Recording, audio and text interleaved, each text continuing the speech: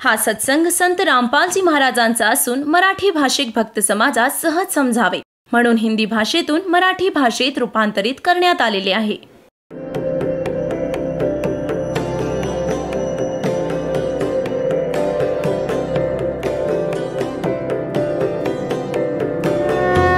और ज्ञान सब ज्ञान डी कबीर ज्ञान सो ज्ञान और जैसे घोड़ा तोब कायब करता चले मैदान.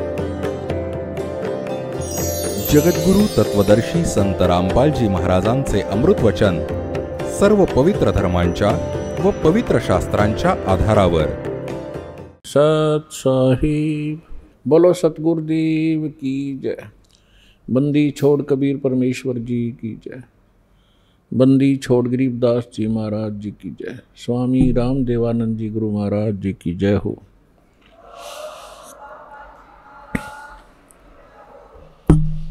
गरीब नमो नमो सतपुरुष को नमस्कार गुरु की नहीं. सुर नर मुनिजन साधुआं संतों सर्वस्ती नहीं. सतगुरु साहेब संत सब डंडो तुम प्रणाम. आगे पीछे मध्य हुए तिनको जा कुर्बान. नराकार निर्विषम काल जाल वैभंजनम निर्लेपम निज निर्गुणम. अकल अनुबेशुंदुनम सोहम सुरति समापितम सकल समाना निर्तल. उज्ज्वल हिरंबर हरदमं बेपरवाह था है वार पार निमज्जतम. गरीब जो सुमर सिद्ध होई गणनायक गलता ना. करो अनुग्रह सोई पारस पद परवाना. आदि गणेश मनाऊं गणनायक देवन देवा. चरण कमल लो लाऊं आदंत करूं सेवा. परम शक्ति संगीतम रिद्धि सिद्धि दाता सोई. अवगत गुण अतीतम सत्य पुरुष निर्मोही. जगदम्बा जगदीशम मंगल रूप मुरारी. तन मन अर्पों शीशम भक्ति मुक्ति भंडारी. सुर नर मुनि जन ध्यावे ब्रह्मा विष्णु महेशा. शेष सहस मुख गावे पूजय आदि गणेशा. इंद्र कुबेर सरीखा वरुण धर्म राय ध्यावे. समरथ जीवन जी का मन इच्छा फल पावे. 33 कोटि आधारा ध्यावे सहस 88. उतरे बहु जल पारा कट है यम की फांसी. 33 कोटि आधारा ध्यावे सहस 88. उतरे बहु जल पारा कट है यम की फांसी. कर जोरों विनती करूं धरूं चरण पर शीश. गुरु जी राम देवानंद जी महाराज ने दियो नाम बख्शीश. कोटि कोटि सिजदा करूं कोटि कोटि प्रणाम. चरण कमल में राखियो में बांधी जाम गुलाम. कुत्ता हूँ गुरुदेव का रामपाल दास का नाम. गले प्रेम की जेवड़ी जा खेचो वहाँ जाऊँ. तो करो तो हो बावड़ू. दूर दूर करो तो जाऊँ. जो राखो त्यों ही रहूं. जो देव सो खाऊं.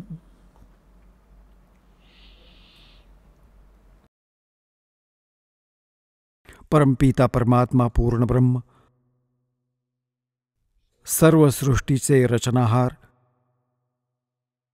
कबीर देव कबीर साहेब कबीर परमेश्वरजींच्या असीम कृपेने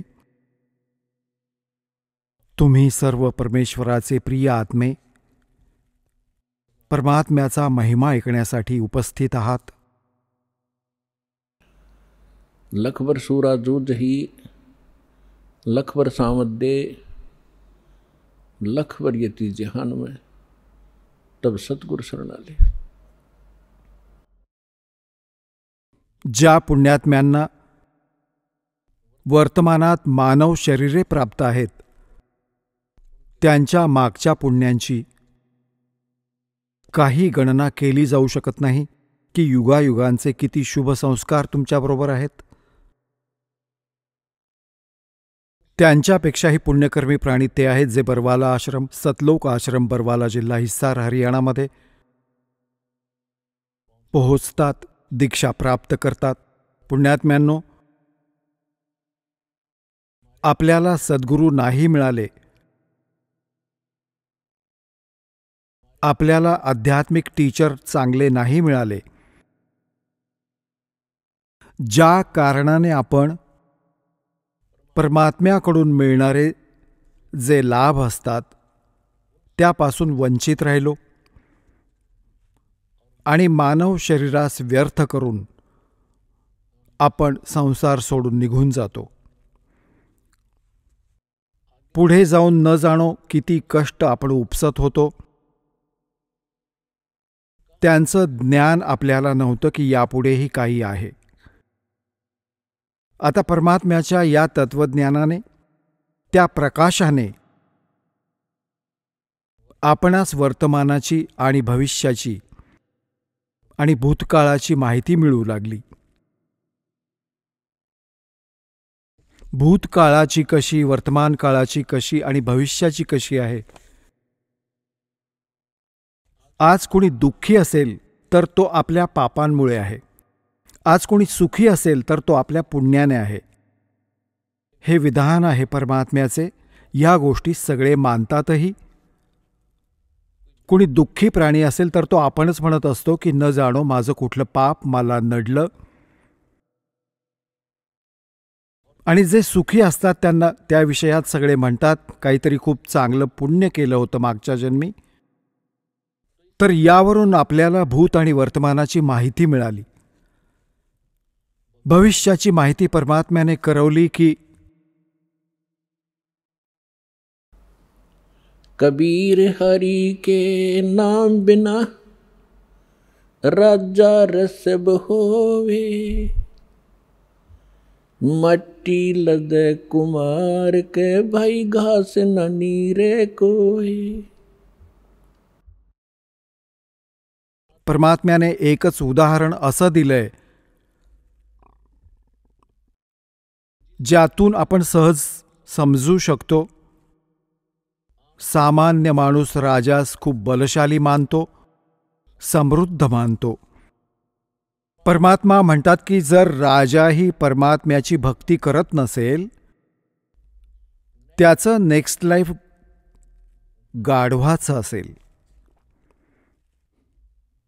आता पुण्यात्म्यांनो, आता इथं समस्या येत राहिली की कुणी पाहिलंय, मग वर्तमानात आपल्याला ते सुख प्राप्त आहे, ज्यामुळे आपण सुखावलो नि विसरलो की पुढे दुःख असणार आहे. आणि मग ही गोष्ट बोलून सोडून देतो की बघू पुढे. हा आपल्या अध्यात्मज्ञानहीनतेचाच परिणाम होता. आमचे सद्ग्रंथ परमात्म्याचे विधान आहे, संविधान आहे. आणि संविधानाची अवहेलना जे लोक करतात, तुम्ही इथे वर्तमानातही पहा, जे संविधानाची अवहेलना करतात त्यांना इथेच दंडित केलं जातं. अशाच प्रकारे परमात्म्याचे विधान आहे जे ते तोडतात, उल्लंघन करतात, त्यालाही दंड प्राप्त होतो. तर त्या विषयात आपण दृढ होण्यासाठी, सत्याशी परिचित होण्यासाठी काही आधार घ्यावा लागेल. आपले सद्ग्रंथ याचा आधार आहेत. त्या पश्चात ते महापुरुष ज्यांना परमात्मा मिळाले आणि परमेश्वराचे विधान त्यांना प्राप्त झाले. आणि तिसऱ्या क्रमांकावर म्हणजे त्या महापुरुषांनी सांगितलं की तो परमात्मा कोण आहे, त्या परमेश्वराने स्वतः येऊन आपले विधान आपल्या मुखकमलातून सांगितले, ज्याला तत्वज्ञान म्हणतात, ज्याला सूक्ष्मवेद म्हणतात, ज्या विषयाबाबत हिंट दिली गेली आहे श्रीमद भगवद्गीता अध्याय नंबर 4 श्लोक नंबर 32 मध्ये. गीता ज्ञानदाता हा ब्रह्म आहे आणि परम अक्षर ब्रह्म म्हणजे पूर्ण परमात्म्याची तो माहिती देत आहे. आपल्या स्तराचं ज्ञान तो श्रीमद भगवद्गीतेत अर्जुनास सांगतच आहे. त्या पश्चात तो सांगतो ती विशेष माहिती अध्यात्म मार्गाची परमात्मा स्वतः येऊन आपल्या मुखातून ज्ञान देतात. त्या परमात्म्याच्या मुखातून उच्चारलेल्या वाणीला तत्वज्ञान म्हणतात. त्यामध्ये धार्मिक यज्ञांची, धार्मिक अनुष्ठानांची माहिती विस्ताराने सांगितली गेली आहे. आणि 4थ्या अध्यायाच्या 34व्या श्लोकात गीता ज्ञानदाता म्हणतो की त्या तत्वज्ञानास तू तत्वदर्शी संतांकडे जाऊन समजावून घे. त्यांना दंडवत प्रणाम केल्याने, कपट सोडून त्यांची सेवा केल्याने ते तत्वदर्शी संत तुला परमात्म तत्वाची माहिती तथा तत्वज्ञानाचा उपदेश करतील. तर यातून आता हे सिद्ध झालं की गीताजीमध्ये ते ज्ञान नाही. जर ते ज्ञान श्रीमद भगवद्गीतेतच असतं तर त्याने म्हटलं असतं की त्या अध्यायात वाचा. आणि यातून हेही सिद्ध झालं की तो परमात्मा अन्य आहे गीता ज्ञानदात्याहून, आणि तोच मोक्षदायक आहे. त्याच्याद्वारा सांगितलेलं जे ज्ञान आहे ते तत्वज्ञान आहे. 4थ्या अध्यायाच्या 32व्या श्लोकात अनुवादकर्त्यांनी एक चूक केली आहे. त्यात एक ब्रह्मणे शब्द आहे. ब्रह्मणे यांनी ब्रह्मणे शब्दाचा अर्थ केला वेद, आणि हाच ब्रह्मणे शब्द आहे गीताध्याय नंबर 17 श्लोक नंबर 23 मध्ये.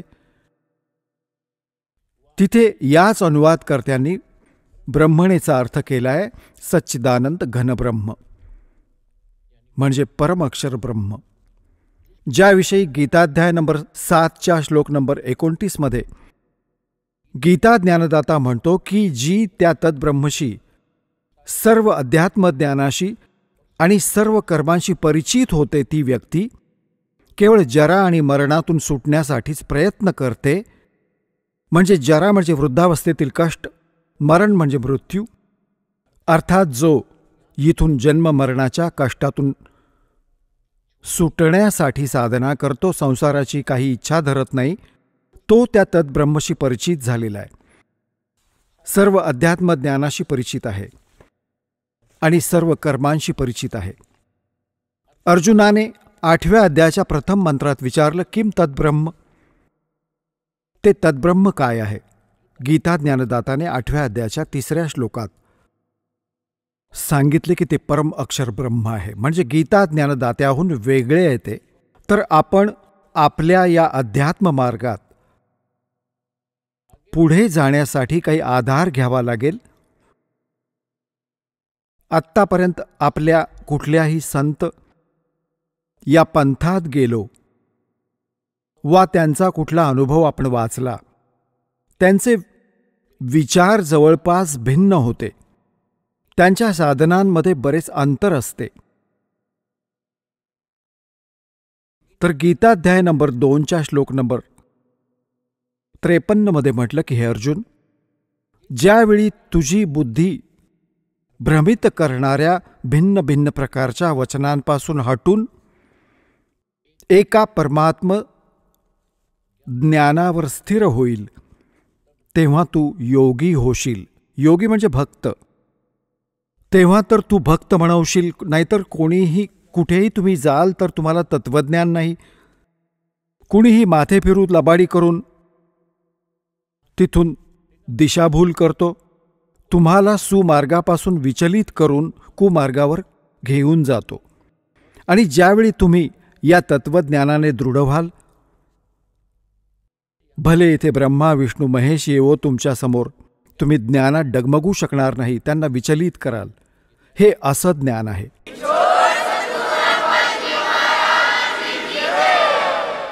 आणि तेव्हाच आपण आपल्या ध्येयाकडे पोहोचू. रस्त्यात न जाणो किती ठग भेटतात भ्रमित करणारे, तर मग आपण भ्रमित नाही झालो तर सुमार्गावर आपल्या घरी पोहोचू, सतलोकात जाऊ, आपण सदा सुखी होऊन जाऊ जिथून आपण आलेलो आहोत. आत्तापर्यंत आपल्याला हेच माहीत नव्हतं की आपण आलो कुठून, आपण इथे जन्म आणि मरत का आहोत. सगळं जीवन आपण डिव्होट करून टाकतो आपली घरं नि बंगले बांधण्यात, आपल्या मुलांबरोबर प्रेमानं राहण्यासाठी, आणि एका सेकंदात ना मुलं राहतात, ना ती कोठी राहते, ना तो बँक बॅलन्स सोबत जातो. सोबत जातात ती पापाची कर्म जी सर्व जीवनात एकत्रित केली आणि भक्ती केली नाही. नेक्स्ट जीवन त्याचं फार वाईट असणार. तर आपल्याला परमात्म्याच्या ज्ञानाने भूत, वर्तमान आणि भविष्याची माहिती झाली. आता कुणी एकच व्यक्ती आहे, मानव शरीर सर्वांचे सारखे आहे. कर्मात किती अंतर आहे. ही कर्म केली कधी होती, कधी मागल्या जन्मात भूतकाळात केली, तर भूतकाळ आजचा वर्तमानच भूतकाळ बनेल आणि आजच्या वर्तमानाने आमचं भविष्य बनेल.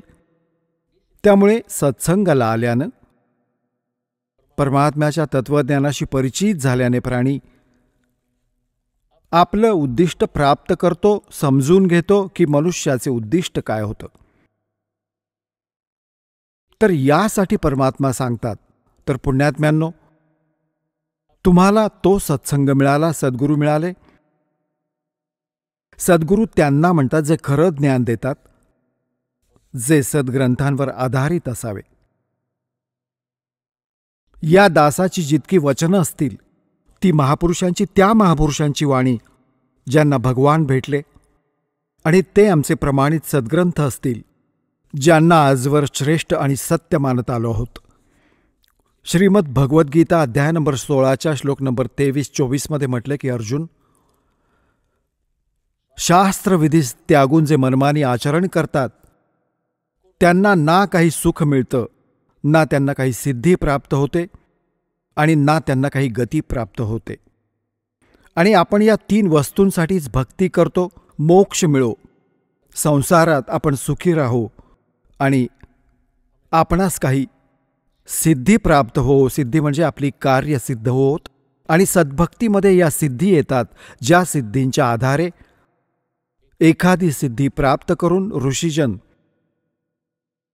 आपल्याला त्यांच्या मागे येण्यास भाग पाडत. तर आपल्याला त्या सिद्धींचा प्रयोग करायचा नाही, त्या तुमच्या या जीवनकाळात ऑटोमॅटिकली काम करत राहतील.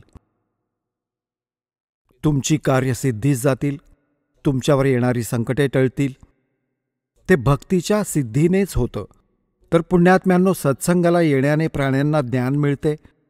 परमात्म्याचे विधान ऐकून, मानुष जन्म दुर्लभ है ये मिले न बारंबार, जैसे तरवर से पत्ता टूट गिरे वो बहोर न लगता डार।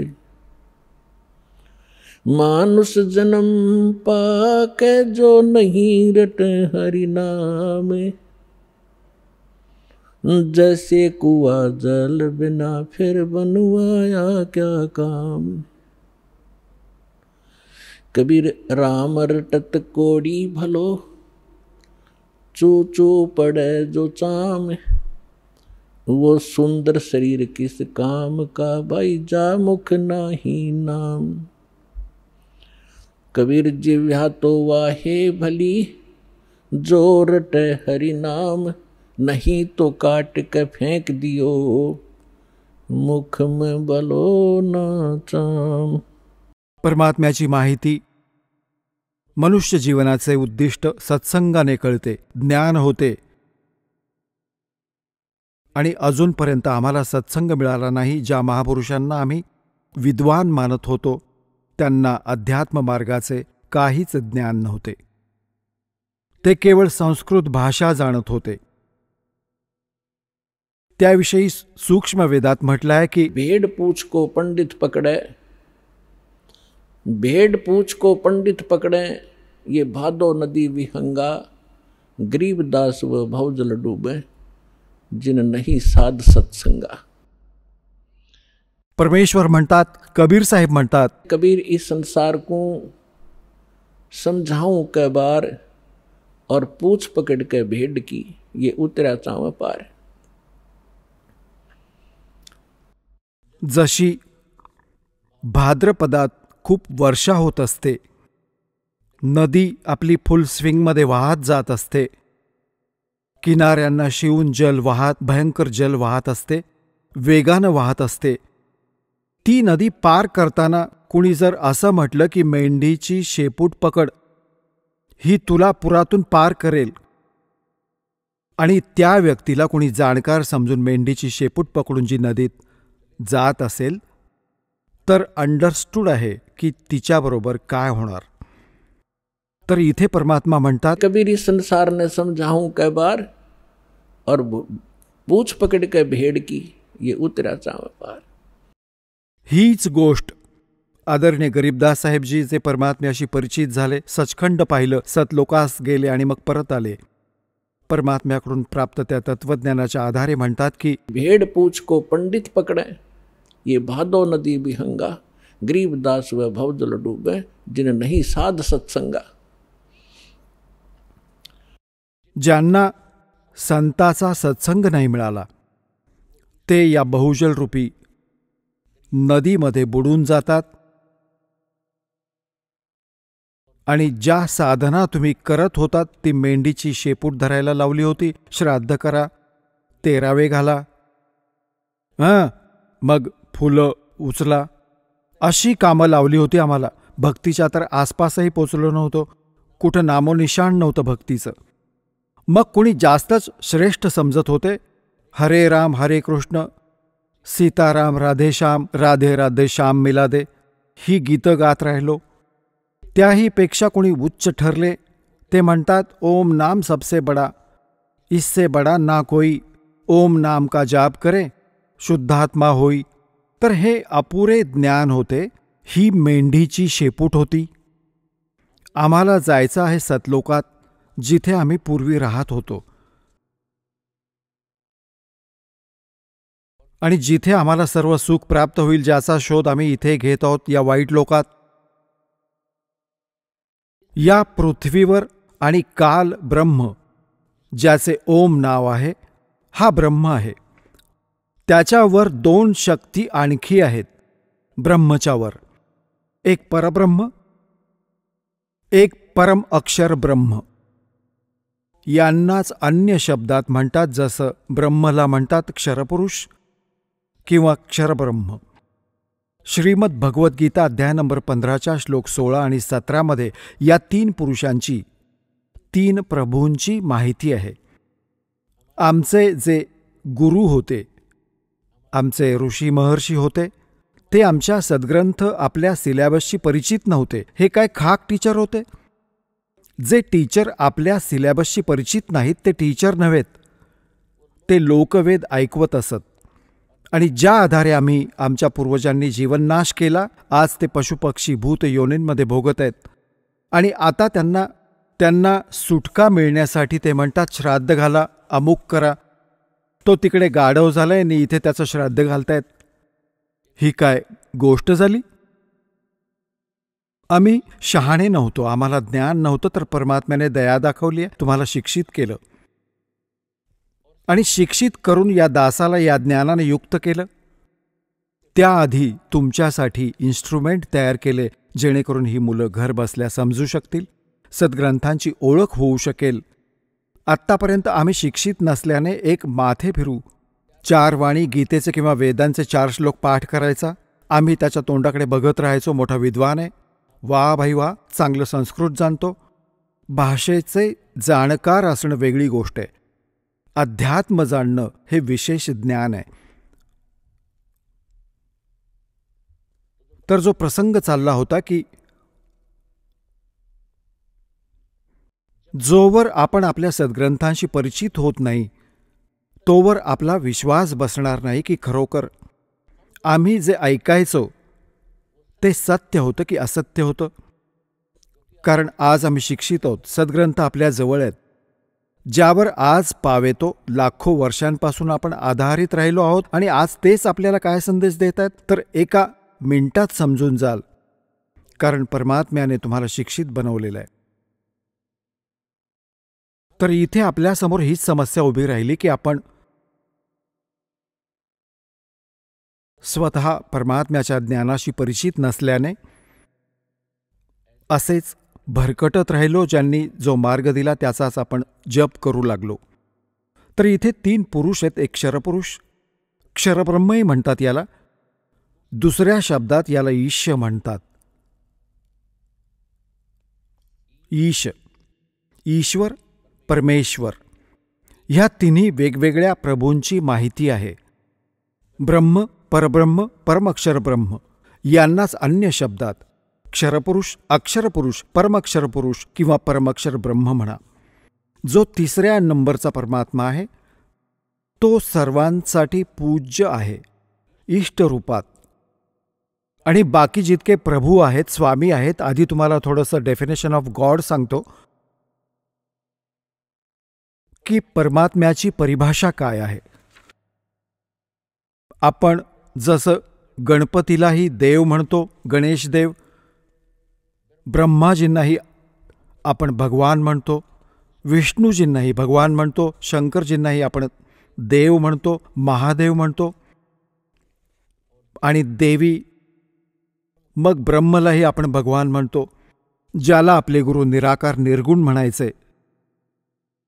तर हे सगळे प्रभू आहेत, हे सगळे स्वामी आहेत. जसं एखाद्या तहसीलदारालाही साहेब म्हणतात, एका कमिशनर, डेप्युटी कमिशनरलाही साहेब म्हटलं जातं, कमिशनरही साहेब म्हणवला जातो, आणि मंत्र्यांनाही साहेब म्हणतात, मुख्यमंत्र्यांनाही आपण साहेब म्हणतो, प्रधानमंत्रीही साहेब म्हणवले जातात, आणि राष्ट्रपतींनाही आपण साहेबच म्हणतो. साहेब जसं की आपण देव म्हणतो, देव म्हणा, राम म्हणा, साहेब म्हणा, जसं आपण सतसाहेब म्हणतो, जसं आपण कधी विशेष मूडमध्ये असतो तेव्हा म्हणतो हे सच्चे मालिक, सच्चा मालिक म्हणा, सतसाहेब म्हणा. साहेब म्हणजे भगवान, सत म्हणजे सत्य, अविनाशी. तर हे सगळे साहेब आहेत, पण आपापल्या स्तरावरील साहेब आहेत. तहसीलदार एका तहसीलमधील त्या स्तराचा मालक आहे, आणि अशाच प्रकारे अन्यही असेच जाणा. मंत्री आपल्या स्टेटमध्ये एका विभागाचा स्वामी आहे, मालक आहे, साहेब आहे. अशा प्रकारे मुख्यमंत्री एका राज्याचा साहेब आहे, प्रधानमंत्री खूप राज्यांचे मालक आहेत, साहेब आहेत. असेच राष्ट्रपती समजा. तर अशा प्रकारे हे जितकेही देव आहेत आपल्या स्तरावर हे आदरणीय आहेत. जसे तहसीलदार आहेत त्यांनाही तुम्ही प्रणाम करा, आदरानं व्यवहार करा, तेही तुमचं काम करतील. आणि अशाच प्रकारे मंत्री आहेत त्यांचाही सत्कार करा. जर तुमचा प्रधानमंत्र्यांशी संपर्क असेल तर हे सांगायची आवश्यकता नाही ना बोलायची की खालच्या स्तरावरील साहेब मग किती सहज काम करतात, करायचं तर त्यांनाच आहे. तर आज तुमचा मेळ त्या समर्थ शक्तीशी झाला आहे, आणि जे त्या समर्थ शक्तीला शरण येतात, मग खाली कितीही राम असोत, कितीही देव असोत, तुमचं काम सहजपणे करतात, त्यांनाच करायचं आहे. कारण की इथली एक व्यवस्था आहे की जसे तुम्हाला सर्वात आधी इथे जे मंत्र दिले जातात ते त्या साहेबांचेच दिले जातात. या स्टेटचे साहेब आहेत हे. त्याबरोबरच तुम्हाला त्या परमपिता परमात्म्याचीही भक्ती दिली जाते, जिची साथ असल्याने हे साहेब तुम्हाला अगदी सहजपणे लाभ देतात. यांचे हे मूलमंत्र आहेत, ही यांची पूजा नव्हे. इथे हे काही माथेपूर्वी भ्रमित करून टाकतात, जे 100, 200, 1000, 2000 नादी लावत आहेत नकली संत. आणि विशेष करून हे कबीरपंथी, हे राधास्वामी, धनधन सद्गुरूवाले हे कसे भ्रमित करतात की बघा हा तर देवतांची पूजा करवून घेत आहे, हे तर प्रथम मंत्रच देवतांचे देत आहेत आणि बाता मारतात सतलोक आणि सचखंडाच्या. तर यासाठी प्रत्येक सत्संगात आम्हाला सांगता येत नाही, कारण की पूर्ण वर्षामध्ये आम्हाला सिलेबस कव्हर करायचा असतो. मग कधी कधी कुठल्या ना कुठल्या सत्संगात आम्ही नेहमीच ऐकवतो या प्रकारचे एक विवेचन करतो. तर ती आमची CD आम्ही बनवतो, ती तुम्ही घेऊन जा, फार स्वस्तात इथे मिळते तुम्हाला. हे तर अनमोल वचन आहे, तुमच्या मुलांच्याही कामी येईल, तुमच्याही कामी येईल. तर जो प्रसंग चाललाय की आम्ही यांची पूजा नाही करत, जसं एक पतिव्रता मुलगी असते जी आपल्या सासरी निघून जाते. पतिव्रतेचे गुण हे असतात की ती आपल्या पतीच्या व्यतिरिक्त अन्य कोणत्याही पुरुषाप्रती पतिसंभाव नाही ठेवत. पण त्या पतिव्रतेचा हा अर्थ नाही की तिने कोणत्याही पुरुषाकडे बघूच नये किंवा कोणाला प्रणामही करू नये किंवा कुणाचा सत्कार करू नये. हेही त्या पतिव्रतेमध्ये गुण असतात. आलेल्यांचा आदर करावा, जसं दीर आहे, जाऊ आहे, सासरे आहेत, सासू आहे, छोटी मोठी नणंद आहे, धाकटा दीर, या सर्वांचा यथोचित आदर करावा, त्यांचा सत्कार करावा, त्यांचं काम करावं, भांडी घासणं, पोळ्या करणं आणि जी काही 100 कामं करायची तर त्यांचा यथोचित सत्कार करावा, मृदू भाषेचा वापर करावा. तर ती पतिव्रता योग्य आहे. आणि दुसऱ्या शब्दात ती पतिव्रता ठीक आहे जी आपल्या पतीव्यतिरिक्त अन्यांशी आस्था ठेवत नाही. ती पतिव्रता नसून कळलावी आहे, कारण ती सर्व घरात भांडण लावेल. तर म्हणून आम्ही भक्तही तेव्हाच होऊ नि पतिव्रता पदावर तेव्हा चालू जेव्हा आम्ही सर्व जितक्या शक्ती आहेत त्यांचा यथोचित आदर करू. तर ती पतिव्रता पत्नी मुलगी जेव्हा आपल्या सहपरिवारात राहते, जॉईंट फॅमिलीमध्ये, तर तोवर ती इतकं चांगलं वागत असते, सर्वांबरोबर मिसळते, धाकट्या दिराच्या मुलांनाही स्वतःच्या मुलांसारखं समजते, मोठ्या दिराच्या मुलांनाही आपलं मानते. त्यांना असं नाही वाटत की आपण परके आहोत. तर पण तिची जी भावना आहे ती मनातून ती आपल्या पतीसाठी असते. आणि ही गोष्ट तिच्या तेव्हा लक्षात येईल जेव्हा ते डिव्हाइड होतील, जेव्हा भिन्न भिन्न होतील भाऊ, तेव्हा लक्षात येईल तिची आस्था कशात होती.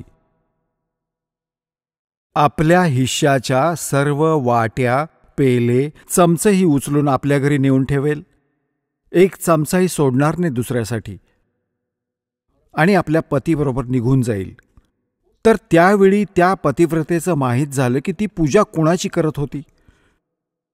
तर त्याच प्रकारे इथे एक सहपरिवार आहे आपला. हे ब्रह्मा, विष्णू, महेश हे देव आहेत आणि इथले अधिकारी आहेत. हे एक विभागीय मिनिस्टर आहेत. या एका ब्रह्मांडामध्ये ब्रह्माजी रजोगुण विभागाचे, विष्णूजी सत्वगुण विभागाचे आणि शंकरजी तमोगुण विभागाचे. आणि अन्य जे देव आहेत जसं की गणेशजी आहेत, दुर्गाजी आहेत, यांचाही आपल्या या अध्यात्म मार्गात खूप सहयोग आहे. आता यांचं जसं आपण आपल्या सतलोकात जायचं आहे, स्वलोकात जायचं आहे, जसं आपण परदेशी गेलो आहे आणि आपल्याला आपल्या देशात यायचं आहे आणि तिथे आपण असा काही बिझनेस व्यापार करत होतो, काही कारणाने आपलं तिथे नुकसान झालं, विजेचं कनेक्शन कापलं गेलं, टेलिफोन सुविधा बंद झाली, गॅस बंद झाला, तर आपण कंगाल झालो. या सर्व सुविधा समाप्त झाल्या, आपण महादुःखी झालो. आणि तिथून तुम्ही निघू नाही शकत जोवर त्यांचं सगळं कर्ज क्लिअर करत नाही. येऊ देणार नाहीत तुम्हाला, नो ड्यूज सर्टिफिकेट मिळणार नाही. आणि तिथे कोणी तुम्हाला असा दयाळू समर्थ मिळाला तुम्हाला म्हणाला की तुमचं कनेक्शन पुन्हा सुरू करून देतो तुमच्या गॅरंटीने, आणि तुम्ही नव्याने मेहनत करा, प्रामाणिकपणे मजुरी करा आणि यांचे टॅक्स भरत राहा. विजेचं बिल भरायला सुरुवात करा.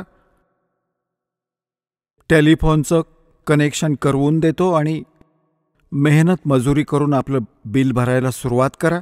त्या सुविधा सुरू होऊन जातील आणि पुन्हा तो धनी होऊन आणि सर्व कर्जातून मुक्त होऊन आणि शिल्लक राहिलेलं धन घेऊन स्वदेशी येऊ शकतो. अगदी याच प्रकारे आपण या काळाच्या लोकात खूप मोठी पुंजी घेऊन आलो होतो. आपण खूप मोठ्या सावकाराची मुलं होतो, मुली होतो. सत लोकामध्ये आपण आपल्या चुकीमुळे आपल्या पुंजीसकट आपल्या पुण्यांसमवेत त्यांच्यासोबत आलो.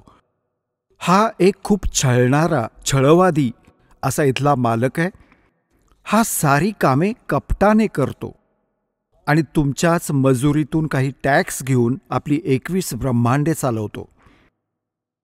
कबीर साहेब म्हणतात, मेरे हंसाबाई हंस रूप था जब तू आया. जेव्हा तू तिथून आलास ना, आमच्या इथून, एक खूप पवित्र आत्मा होतास. काही विकार नव्हता तुझ्यापाशी. आध्यात्मिक धन परिपूर्ण होते. आज तू अगदी रिकामा झालायस आणि गाढवापर्यंतच्या योनीतही गेलायस पुण्याच्या अभावामुळे. तर ती पुण्ये पुन्हा प्राप्त करून आपण तितकेच भक्तियुक्त होऊ जितके आपण प्रारंभी होतो. तेव्हाच आपण स्वदेशी जाऊ शकतो. मध्ये आपल्याला इथून जाण्यासाठीचा टॅक्सही द्यायचा आहे, भाडंही द्यायचं आहे. जसं जहाजातून येतो तर ते भाडंही द्यायला लागतं आणि मग पुंजी त्याहून वेगळी असते. अशाच प्रकारे तुम्हाला अशा साधना दिल्या जात आहेत परमात्म्याकडून. ते ज्ञान, जी वास्तविक भक्ती होती, जी आजवर लपवून ठेवली होती, कारण की आपण समजण्यायोग्य झालो नव्हतो. आणि जर आजच्या आधी परमात्म्याने हे मंत्र डिस्क्लोज केले असते तर हे नकली पंथ जे काळाने चालवले आहेत त्यांच्याजवळही हे मंत्र असते आणि हेच ज्ञान असते. आणि ते अधिकारी नव्हतेच. अधिकारी असल्याशिवाय कोणतंही काम सफल नाही होऊ शकत. जसे एक पासपोर्ट बनवतो, पासपोर्ट ही जर अधिकाऱ्याने बनवला असेल तर तो पुढे चालेल. नाहीतर जी वेळ आल्यावर ते लक्षात आलं की पासपोर्टच डुप्लिकेट आहे तर खूप उशीर झालेला असेल आणि जेलमध्येही जावं लागेल. तर परमात्म्याने दया दाखवली होती की हे आत्तापर्यंत हे मंत्र गुप्त ठेवले होते. यामागे खूप मोठी गोष्ट आहे. ती सृष्टी रचनेतून तुम्हाला समजेल, वेळ आल्यावर सांगेन. तर प्रसंग चाललाय की परमात्म्याने दया दाखवली तुम्हाला. जेव्हा 600 वर्षांपूर्वी मालक आले, परमात्म्याचेच गुण बाळगतो. आता जसे बर्फाचे गुण आहेत, बर्फ तर बर्फाचेच गुण बाळगतो. त्याच्याजवळ जाल तर तसाच आभास होईल. अशाच प्रकारे परमात्मा जे गुण बाळगतो ते तशीच लीला करतात जशी तो करत असतो. आणि त्या परमेश्वराने 600 वर्षांपूर्वी ज्या लीला केल्या होत्या तीच माहिती आपल्या सद्ग्रंथांतून मिळते की परमात्मा जेव्हा पृथ्वीवर येतो, यथार्थ ज्ञान स्वतः आपल्या मुखकमलातून, कवींसारख्या कवितांमधून, लोकोक्तींच्या माध्यमातून, शब्दावलींच्या माध्यमातून तो उच्च स्वरात बोलून उच्चारण करतो. आणि त्या प्रसिद्ध कवींमधलाही तो एक असतो. पण तो असतो परमात्मा. आणि तो परमात्मा आपले यथार्थ ज्ञान स्वतःच देतो. आणि जेव्हा परमात्मा इथे येतात ते 3 प्रकारे आपली देखभाल करतात, 3 प्रकारे आमचे पोषण करतात, पालनपोषण करतात. तीन स्थितींनी एक स्थिती होती ते परमात्मा सतलोकात सचखंडात एका राजाप्रमाणे फार सुंदर सिंहासनावर विराजमान आहेत मनुष्य रूपात. डोक्यावर मुकुट आहे, वर छत्र आहे. परमात्म्यावर चौऱ्या आपोआप ढाळल्या जातात. आणि दुसऱ्या स्थितीत ते परमात्मा प्रत्येक युगात एक शिशुरूप धारण करून इथे येतात. आणि एका कमळाच्या फुलावर विराजमान होतात, तिथून निसंतान दाम्पत्य त्यांना उचलून नेते आणि मग तिथे पालन पोषणाची लीला घडते आणि मग तेव्हा ते कुमारिका गायीचे दूध पितात, त्याशिवाय काही पित नाहीत. कुमारिका गायीच्या दुधाने त्यांच्या बालपणाचे संगोपन होते, हे आमचे सद्ग्रंथ सांगतात. ऋग्वेद मंडल नंबर 9, ऋग्वेद मंडल नंबर 9 सूक्त 1 मंत्र 8 आणि 9 मध्ये, ऋग्वेद मंडल नंबर 9 सूक्त 86 मंत्र 26 आणि 27 मध्ये, ऋग्वेद मंडल नंबर 9 सूक्त 82 मंत्र नंबर 1, 2, 3 मध्ये, ऋग्वेद मंडल नंबर 9 सूक्त 94च्या मंत्र 1 मध्ये, ऋग्वेद मंडल नंबर 9 सूक्त 95च्या मंत्र 2 मध्ये, ऋग्वेद मंडल नंबर 9 सूक्त 96च्या मंत्र 16 ते 20 मध्ये, ऋग्वेद मंडल नंबर 9 सूक्त 54 मंत्र 3 मध्ये, ऋग्वेद मंडल नंबर 9 सूक्त 20 मंत्र 1 मध्ये, आणखीही अनेक स्थानी हे प्रमाण आहे की परमात्मा अशी लीला करतो. जेव्हा परमात्मा शिशुरूप धारण करून लीला करतो, तेव्हा त्यांच्या संगोपनाची लीला कुमारी गायींकडून होते, हे वेद सांगतात. आणि ही लीला कुणी केली? तो परमात्मा कवींसारखे आचरण करतो. ही लीला कुणी केली? श्रीराम, श्रीकृष्ण, श्री ब्रह्मा, श्री विष्णू, श्री शिवजींची लीला आम्ही कधी वाचली नाही. आम्ही हिंदू धर्मात अडाणी राहिलो. आणि परमेश्वराच्या लीलेत 600 वर्षांपूर्वी मालक आले होते, त्यांनी कबीर भगवान यांनी ही लीला केली होती. मग who is God? Kabir is God. आता भगवानाला ओळखण्यात आम्हाला जराही वेळ नाही लागणार, कारण की आपण ज्या सद्ग्रंथांना आपले मानत होतो, आज तेच सद्ग्रंथ आपणाला संदेश देत आहेत की भगवान अशी लीला करतो. तर सगळ्यात आधी आपल्याला भगवानाची ओळख होऊ दे. आणि सद्ग्रंथातून ती ओळख जसं दासाने आत्ता सांगितलं, जसं गीताध्याय नंबर 16च्या श्लोक नंबर 23-24 मध्ये स्पष्ट केलं आहे की अर्जुन, जे शास्त्रविधीला त्यागून मनमानी साधना करतात त्यांना काहीही सुख मिळत नाही. ना त्यांना सुख मिळत, ना त्यांना गती मिळते, ना त्यांना काही सिद्धी प्राप्त होते. म्हणून तुझ्यासाठी अर्जुन, कर्तव्य आणि अकर्तव्याच्या व्यवस्थेत कोणती साधना करायला हवी आणि कोणती करू नये याकरता सद्ग्रंथच प्रमाण आहेत. कुणाच्या लोकवेद किंवा दंतकथेवर विश्वास ठेवू नकोस. तर आज आपले सद्ग्रंथ काय सांगतात? आधी याच सद्ग्रंथांचा आधार घेऊन आमचे धर्मगुरू आम्हाला समजावत असत. आम्ही स्वीकार करत होतो, कारण ते संस्कृत बोलत असत आणि सगळे ग्रंथ संस्कृतमध्ये लिपिबद्ध होते. आम्हाला काही ऑब्जेक्शन नव्हतं, कारण इतका विद्वान माणूस खरंच बोलत असावा.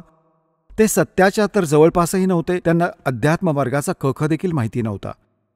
आजपर्यंत या ऋषी महर्षींना आजपर्यंत आणि त्या महापुरुषांना सोडून ज्यांना भगवंत मिळाले किंवा परमात्म्याच्या ज्ञानाव्यतिरिक्त, आता वर्तमानात या दासाच्या व्यतिरिक्त या 21 ब्रह्मांडात या अध्यात्मज्ञानाशी कुणी परिचित नाहीये. हे जग फालतू गोष्टींवरती विश्वास ठेवते आणि ना त्यांच्यापाशी हा कंप्लीट कोर्स आहे. आता जो प्रसंग चाललाय की आम्हाला स्वदेशी जायचंय आणि आम्ही चुकीच्या लोकात आलोय आणि आम्ही अध्यात्माचे धनी होतो, आपण निर्धन झालो. आम्ही पशूंपर्यंतच्या योनीत भटकत आहोत, झाडपाला खाऊन गुजराण करतोय आणि आम्ही सतलोकात काय आहार घेत होतो, कशा सुविधा आम्हाला प्राप्त होत्या, त्याची तुलना आम्ही या काळातल्या स्वर्गलोक आणि ब्रह्मलोकातही करू शकत नाही. जे सुख तुम्हाला तिथं प्राप्त आहे, त्याच सुखाची तुमच्यात अजूनही इच्छा आहे आणि त्या शोधात तुम्ही जात असता.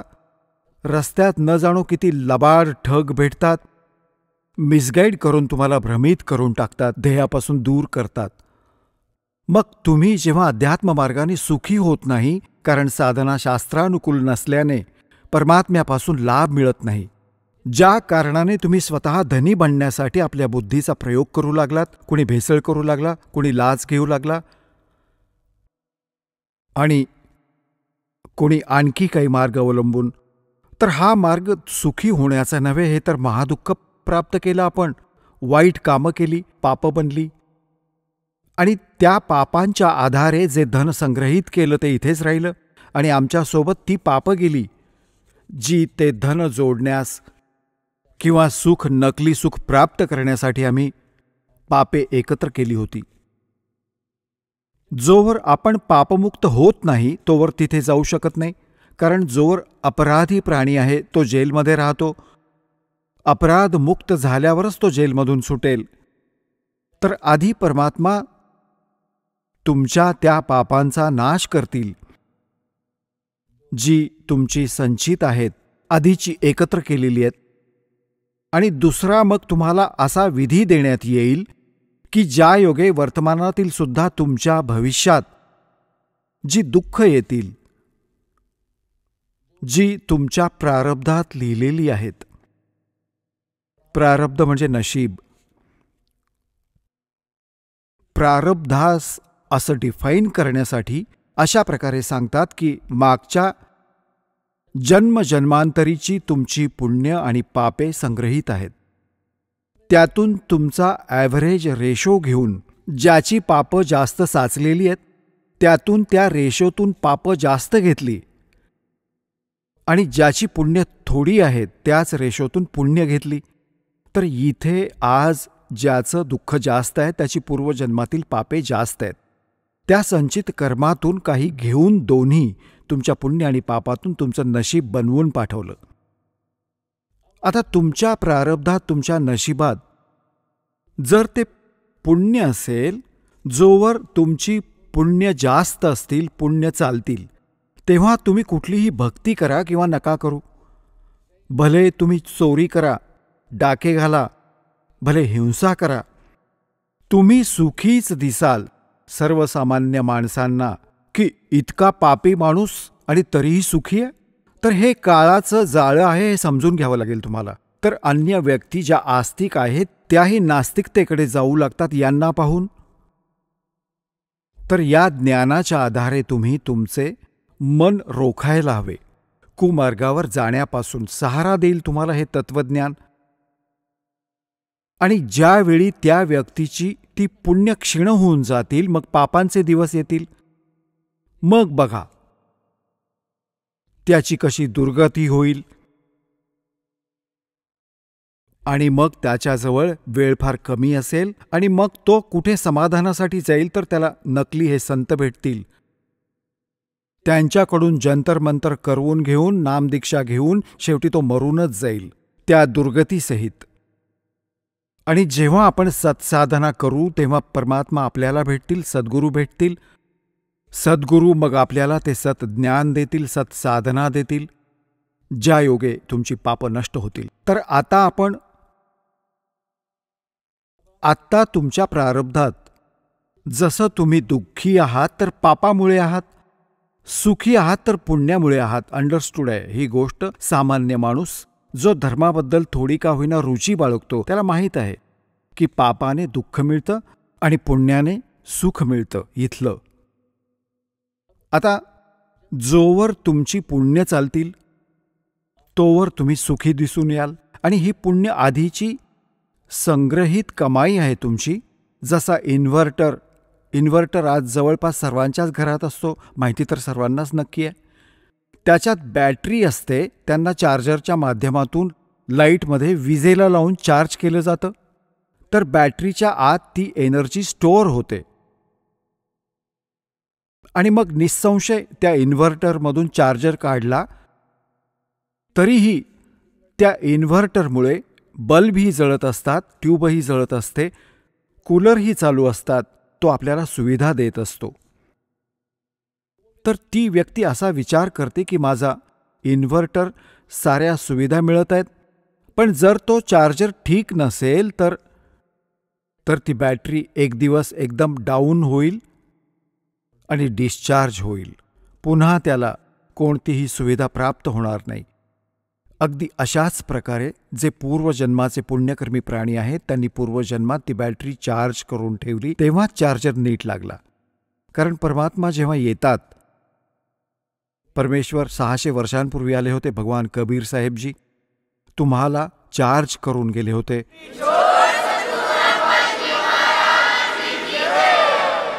चला आता आपण त्या श्रद्धाळूंचे अनुभव जाणून घेऊयात ज्यांनी जगद्गुरु तत्वदर्शी संत रामपालजी महाराजांकडून नामदीक्षा प्राप्त केलेली आहे, तसेच त्यांच्याद्वारे सांगितलेल्या भक्ती मार्गावर चालत आहेत. नमस्कार. नमस्कार. आपलं नाव? गीता जितेंद्र पवार. आपण कुठून आलात? मी जळगाव महाराष्ट्र इथून आले. आपला व्यवसाय काय आहे? मी धरणगाव तालुका धरणगाव आणि तिथं शेरी म्हणून गाव आहे, तिथं मी पोलीस पाटील या पदावर 7 वर्षापासून कार्यरत आहे. संत रामपालजी महाराजांची गुरुदीक्षा आपण कधी घेतली? मी नोव्हेंबर 2013मध्ये संत रामपालजी महाराजांची गुरुदीक्षा घेतली. संत रामपालजी महाराजांची गुरुदीक्षा घेण्याअगोदर आपण व आपला परिवार कोणती भक्तिसाधना करत होतात? संत रामपालजी महाराजांची गुरुदीक्षा घेण्याआधी आम्ही ज्या पूर्ण महाराष्ट्रामध्ये भक्ती साधना चालू आहेत, ब्रह्मा विष्णू महेश दुर्गा देवी यांची साधना करणे, तसंच मी स्वामी समर्थ महाराजांना केलेलं होतं. त्यामुळे केंद्रात होणाऱ्या सगळ्या साधना मी करत होते. दुर्गा सप्तशतीचे पाठ करणे, गुरुचरित्राचे पारायण करणे, नवनाथांचे पारायण करणे, प्रत्येक पौर्णिमेला मी घरामध्ये सत्यनारायण करत होते. त्या दिवशी मी पूर्ण दिवस उपवास करायचे आणि मार्गशीर्ष महिन्यातले गुरुवार, वैभव लक्ष्मीचे शुक्रवार करणे, 16 सोमवारचा उपवास मी खूप कडक करायचे. सकाळपासून काहीच खात नव्हते. पूर्ण दिवसभर नारळाच्या पाण्यावर राहायचे निराहार आणि संध्याकाळी पांढरे वस्त्र घालून भगवान शंकराच्या मंदिरात जायचे. 108 बेल शंकराच्या पिंडीवर वाहायचे आणि पांढरं फूल भगवान शंकराला व्हायचं आणि फक्त मोतीचुराचे लाडू खायचे. जसं तुम्ही सांगत आहात की पूर्वीपासूनच आपण भक्ती साधनेत होतात. विशेष करून आपण स्वामी समर्थ यांच्या मठाशी निगडीत होतात आणि त्यांच्या मठामध्ये जी भक्ती साधना देतात तीच भक्तिविधी आपण करत होतात आणि महादेवाचे आपण उपासक होतात आणि महादेवाच्या मंदिरात जाणे, त्यांच्यावर बेलफूल वाहणे या भक्तिविधी आपण करत होतात. तर संत रामपालजी महाराजांची भक्तिविधी घ्यावी किंवा त्यांच्याकडनं गुरुमंत्र घ्यावा याची गरज आपल्याला का भासली आणि आपण संत रामपालजी महाराजांच्या शरणात कसे आलात? मी संत रामपालजी महाराजांच्या शरणामध्ये माझे नंदुईभाऊ होते. त्यांनी आधी संत रामपालजी महाराजांकडनं गुरुदीक्षा घेतलेली होती. त्यांनी आम्हाला पुस्तक दिले ज्ञानगंगा. कारण की माझा मुलगा आहे ना, तो जन्मापासूनच आजारी राहत होता. त्याच्यासाठी आम्ही जळगावचे पूर्ण दवाखाने फिरलेलो होतो. महिन्यातून आम्ही फक्त 15 दिवस घरी राहायचो आणि 15 दिवस हॉस्पिटलमध्ये माझा मुलगा ॲडमिट राहायचा. म्हणजे आम्हाला चुकणं होतंच आमच्या घरामध्ये, कारण की एकुलता एक मुलगा, तो पण 15 दिवस आजारी. माझ्या मिस्टरांचा पण कामधंदा व्यवस्थित नव्हता, कारण की 15 दिवस दवाखान्यात राहिल्यामुळे त्यांचं पण काम 15 दिवस बंद राहायचं आणि 15 दिवसाच्या इन्कममध्ये आम्ही दवाखान्याचा पूर्ण खर्च त्याचा करू शकत नव्हतो आणि घरातला पण खर्च आमचा चालत नव्हता. त्याच्यामुळे मग अशी परिस्थिती असल्यामुळे माझ्या नंदुभाऊंनी सांगितलं की मी संत रामपालजी महाराजांना गुरु केलेले आहे, तू पण हे ज्ञानगंगा पुस्तक वाच आणि तुला काय वाटतं ते तू सांग. मग ते पुस्तक मी वाचलं, म्हणजे वाचलं 2-4 पानं वाचले आणि मग मी म्हटलं, ते वाचल्यानंतर मी शेवटी बघितलं तर भक्तांचे अनुभव होते त्या पुस्तकाच्या शेवटी. मी म्हटलं बघू कोणाला काय काय लाभ झालेले. मी पूर्ण प्रत्येक एक अनुभव वाचला आणि मला ते अनुभव वाचल्यामुळे मनातून विश्वास झाला की माझं दुःख इथं निवारण होऊ शकतं. मग मी माझ्या नंदुभाऊंना सांगितलं की तुम्ही जेव्हा आश्रमात जाल तेव्हा मला पण तुमच्यासोबत यायचं आहे. पण त्याआधी माझी संत रामपालजी महाराजांविषयी अशी इमेज होती की जसे इतर बाबा असतात तसा ते पण काही चमत्कार करणार आहेत, ते पण काही धागेदोरे देतील असं मला वाटलं होतं. अशी मी इमेज करून आश्रमात गेले होते. पण आश्रमात गेल्यावर तिथलं वातावरण बघितल्यामुळे आणि तिथलं जे वातावरण म्हणजे खूपच चेंज होतं आणि ते मी पूर्ण आश्रम फिरले तर एकदमच वेगळं वाटलं. त्याच्यामुळे मी संत रामपालजी महाराजांकडे गुरुदीक्षा घेतली. जसं तुम्ही सांगत आहात की आपण संत रामपालजी महाराजांची नामदीक्षा घेण्याअगोदर फक्त केवळ त्यांचा आश्रम बघण्यासाठी आपण गेला होतात आणि त्या आश्रमातलं वातावरण बघून आपल्याला नामदीक्षा घ्यावी अशी वाटली आणि आपण संत रामपालजी महाराजांची नामदीक्षा घेतली. तर मला असं विचारायचं आहे, संत रामपालजी महाराजांची जेव्हा आपण नामदीक्षा घेतली त्या नामदीक्षेमुळे आपल्याला व आपल्या परिवाराला काही लाभ काही किंवा चेंज असा काही आढळला का? हो, आश्रमातून आल्यावर मला माहीतच नव्हतं की आश्रमात जाण्याच्या आधी माझ्या मागे एवढा मोठा प्रॉब्लेम होता, तो मी तुम्हाला सांगू शकत नाही. ते फक्त परमात्माच जाणू शकता, कारण की तो माझा जीवनामरणाचा प्रश्न होता. जर म्हणजे मी आश्रमात गेली नसते तर मी वाचूच शकली नसती. आश्रमातून न जाता म्हणजे माझ्या स्वतःचा अंत करून घेतला असता, अशी गोष्ट होती ती, पण मी ती सांगू शकत नाही. आणि तिथून आल्यानंतर माझे जे मुलं होते दोघे, माझ्या ज्या मुलासाठी मी तिथं गेलेली होती, तिथं गेल्यामुळे त्याच्यामध्ये खूप सुधारणा झाली. जी त्याला म्हणजे महिन्याचे 10-15 हजार रुपये जे बिल होतं आमचं हॉस्पिटलचं, ते कमीवर म्हणजे त्याला मेडिकलमधून 2 रुपयाची गोळीसुद्धा आणली तरी त्याला फरक पडून जात होता, अशी परिस्थिती झालेली आहे आता. अजून संत रामपालजी महाराजांच्या चरणी आल्यामुळे माझ्या मिस्टरांची जी नोकरी गेलेली होती ती परत मिळालेली आहे. सारख्या दवाखान्यात राहून आणि आश्रमाची जी ओढ आम्हाला लागली होती, जी आम्ही सारखं सतत आश्रमात जात राहायचो, जे परमात्माचं रूप होतं ते बघितल्यामुळे घरी चैनच पडत नव्हती की परमात्माला दर महिन्याला बघायला जायचंच संत रामपालजी महाराजांना, अशी ओढ लागली होती. त्याच्यामुळे सारख्या सुट्ट्या पडल्यामुळे माझ्या मिस्टरांची नोकरी गेलेली होती आणि ती नोकरी फक्त संत रामपालजी महाराजांच्या आशीर्वादामुळे परत प्राप्त झालेली. कारण आम्ही संत रामपालजी महाराजांना प्रार्थना लावली होती जेव्हा नोकरी गेली तेव्हा. त्यांनी सांगितलं होतं की बेटा तुम्ही काही चिंता करायची नाही संत रामपालजी महाराजांनी. मग त्यानुसार आम्ही कुठंच काही केलं नाही आणि त्याच्यामुळेच माझ्या मिस्टरांची नोकरी परत मिळालेली. माझी जी मुलगी होती जेव्हा आम्ही आश्रमात गेलो होती तेव्हा 5 वर्षाची होती आणि तिला पण प्रॉब्लेम होता. तिच्या किडनीमध्ये आम्ही तिला जळगावमधले सगळे चाइल्ड स्पेशलकडे नेलं होतं. तिचे सोनोग्राफीचे रिपोर्ट केले आणि त्यानंतर तिने प्रथम नाम घेतलेलं होतं तेव्हा तिचे रिपोर्ट केले तेव्हा. मग ते रिपोर्टमध्ये काही समजत नव्हतं. मग आश्रमात जाण्याआधी सोनोग्राफी केली, त्या रिपोर्टमध्ये समजत नव्हतं. मग डॉक्टरांनी सांगितलं की तुम्हाला बाहेरगावी जायचं आहे तर तुम्हाला मी फक्त तात्पुरत्या गोळ्या वगैरे लिहून देतो, तिथून आल्यावर नंतर तुम्ही किडनी चेक करायची म्हणून. मग आम्ही तसंच तिला घेऊन आश्रमात गेलो. ती आजारी होती तसंच तिला नेलं आणि तिकडनं आल्यानंतर माझी मुलगी पूर्णपणे बरी झालेली होती. तिला परत डॉक्टरांकडे जायची गरज पडली नाही. हा चमत्कार फक्त संत रामपालजी महाराजांमुळे झाला होता. आम्ही 7 महिन्यांपासून आता घर घेतलेले ते पण संत रामपालजी महाराजांच्या दयेमुळे आम्हाला प्राप्त झालेले आहे. आणि सगळ्यात मोठा लाभ म्हणजे संत रामपालजी महाराजांच्या चरणी गेल्यामुळे परमात्मा आम्हाला जो मोक्ष देणार आहेत, आध्यात्मिक लाभ, सगळ्यात हा मोठा महत्त्वाचा आहे. संत रामपालजी महाराजांच्या वचनांमध्ये एवढी शक्ती आहे की अशक्य गोष्टीसुद्धा शक्य होऊ शकते. आणि परमात्मा जर या पृथ्वीवर कुठे असेल तर ते फक्त संत रामपालजी महाराज आहेत. मला कारण आश्रमात जाण्याआधी विश्वास नव्हता की या पृथ्वीवर देव असू शकतो म्हणून, पण आश्रमात गेल्यावर जे मी परमात्माचं रूप बघितलं त्याच्यामुळे मला असं वाटलं की संत रामपालजी महाराजच परमात्मा आहेत म्हणून. जसं तुम्ही सांगत आहात की संत रामपालजी महाराजांच्या सद्भक्तीमुळे आणि त्यांच्या सत्साधनेमुळे आपल्याला व आपल्या परिवाराला बरेचसे लाभ प्राप्त झालेत. तर ह्या अनुषंगाने आपण जे इतर श्रोतावर्ग आज आपल्याला बघत आहेत किंवा जे भक्त समाज आहे त्यांना आपण काय संदेश देऊ इच्छिता? मी संदेश तर देऊ शकत नाही, फक्त प्रार्थना करू शकते. नरदेह आपल्याला पुन्हा प्राप्त होणार नाही आहे आणि जे मनुष्यजन्म आपल्याला मिळालं आहे त्याचं सार्थक करण्यासाठी तुम्ही संत रामपालजी महाराजांची शरण ग्रहण करा आणि मोक्ष प्राप्त करून घ्या. जसं तुम्ही सांगत आहात की संत रामपालजी महाराजांची नामदीक्षा घेतल्यामुळे भक्ताला किंवा साधकाला बरेचसे लाभ प्राप्त होतात. जसे आपल्याला लाभ प्राप्त झालेत तसे साधकालासुद्धा लाभ प्राप्त होऊ शकतात. तर या अनुषंगाने जर एखाद्या साधकाला संत रामपालजी महाराजांची नामदीक्षा किंवा गुरुमंत्र घ्यावायचा असेल तर तो साधक किंवा ती व्यक्ती नामदीक्षा कशी घेऊ शकेल?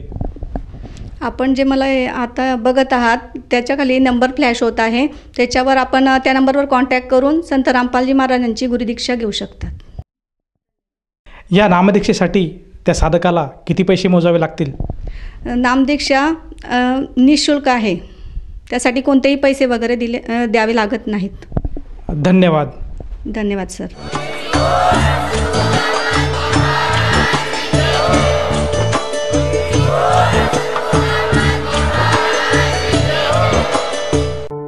आपण ऐकत होता जगद्गुरु तत्वदर्शी संत रामपालजी महाराजांचे मंगल प्रवचन. निःशुल्क नामदीक्षा प्राप्त करण्यासाठी आणि अधिक माहितीसाठी संपर्क करा 7030303951 7030303952.